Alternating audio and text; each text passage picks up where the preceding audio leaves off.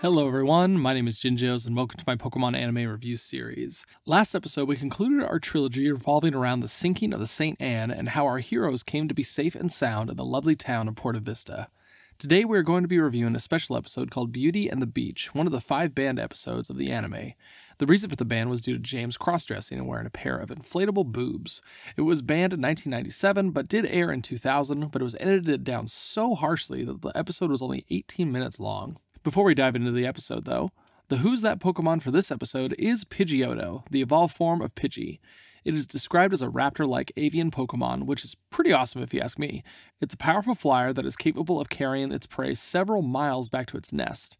Its vision is one of the strongest in the Pokemon world, and uses it to spot its usual prey, execute Magikarp and Caterpie. Its territory can span up to 60 miles, consisting of temperate forests, which it defends fiercely. Its Pokemon Emerald Pokedex entry reads, "This Pokemon flies around, patrolling its large territory.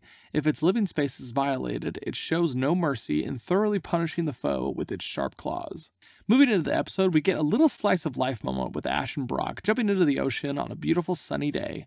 Misty walks up wearing a modest bikini and carrying a giant inflatable Master Ball, and the guys are just being guys, not sure what to say. This is probably the first time that they're really seeing Misty as a girl, though if you think about it, she walks around in booty shorts and a crop top all the time, so I'm not sure how a swimsuit changes much.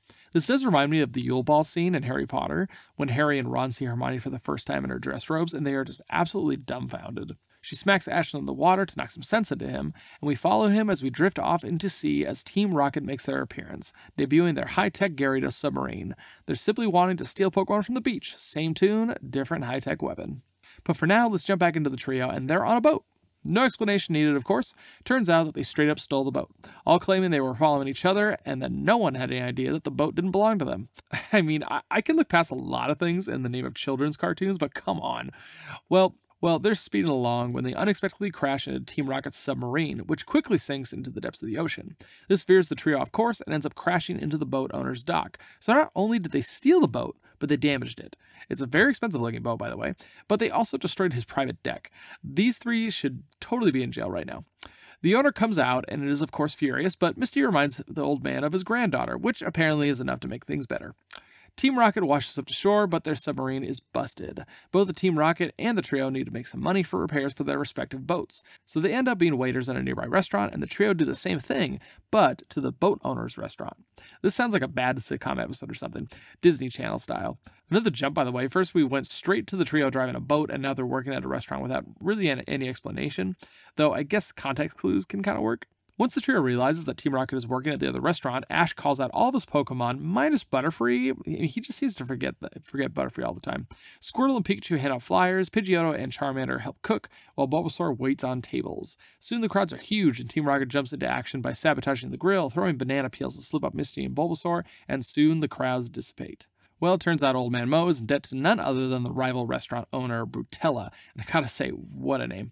She comes over to demand the money back for the loan he took out, and says she will take the now busted up boat if he doesn't pay it back.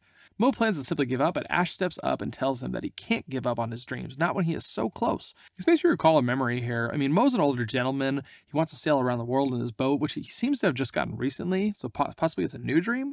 Way back in the day, I was competing in a ballroom dance competition. I was 17 or so at the time. One of the other contestants were in their early 50s, and I started chatting with them. I assumed they had been dancing their whole lives, but they told me that they only started 3 years ago. It was a really cool moment. Your age doesn't really limit what you can do, as long as you're strong enough to do it and you have passion to do it. As they are brainstorming on how to get the money, Professor Oak and none other than Ash's mom show up. Ash is like super confused, but Professor Oak clears up our questions very quickly. Oh, hi, Ash. Surprised to see me too? Mom, how come you 2 are here?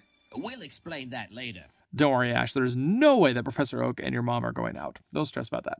He shows them a flyer for a beach beauty contest which involves people and Pokemon. Misty quickly volunteers, and the contest begins, starting off with Pidgeotto absolutely littering the beach with flyers for the restaurant and the contest. Moving over to the stadium, Brock is over the PA system as he is now the announcer and host of the contest somehow. He's also the judge. I mean, by the power of the main character, you know. And just like that, Mo has enough money to pay off his loans. We're not even finished with the contest. He just says, hey, we're good now. We're all set and ready to go.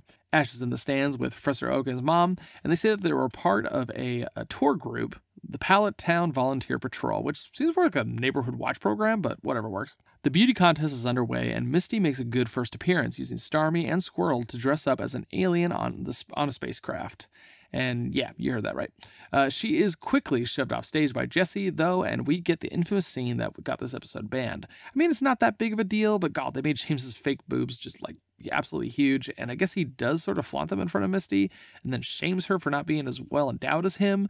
We get another guest appearance of Gary and his entourage of fangirls. This episode is just all over the place, though Brock doesn't seem to really care. He's got a bunch of gorgeous women to stare at. Bertella pulls Team Rocket out of the contest and has them hop into their Gyarados submarine to wreck the contest and cause mayhem. With confidence in their plan, they get onto the beach with their submarine, which now has wheels, by the way, and they're chasing after beachgoers and shooting heat-seeking missiles, according to Brock, who is a total expert on all things related to missiles. Gary casually asks Ash, "What are you going to do now?" as a missile is just bearing down on them, and Ash springs into action, having Pidgeotto pick up Charmander, who uses his flamethrower not to lead the missile back to Team Rocket, but to short-circuit it so that it returns to sender. Subverted expectations, I guess? The episode ends with Mo sailing off on his adventure and Ash saying goodbye to his mother without a hug or anything. No, I'm proud of you. No, I love you. Nothing. He just kind of walks off. Overall, a pretty bad episode. It really jumps all over the place, and I think if it came to America, it would be labeled as one of the worst episodes of Season 1. Glad we got through that together, but I will see you next time where we will go back to our regular scheduled program with Season 1, Episode 19, Tentacool and Tentacruel, where man messes with nature's habitats and pays for it. I'll see you next time, and I hope you have a wonderful day.